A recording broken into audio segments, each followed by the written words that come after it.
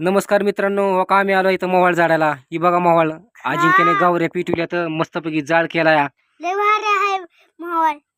दादू इकडे फिरला. हो का बघा मोवाळ तुम्ही बघू शकता. सगळ्या माशा बिशा त्याच्यावर उठवल्यात म्या. ही गौरी पिटवल्या. गौरी कशासाठी असते माहिती का? की मोवाळ चावू नये म्हणून गौरी असते. आता कानाकानात झाडतो.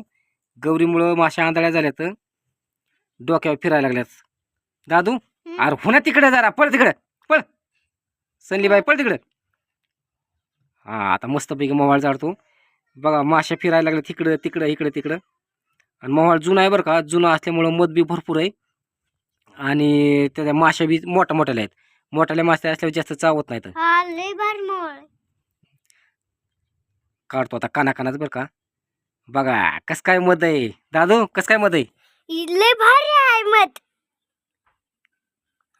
दादू लय आवडलाय मध आता. ओके धन्यवाद.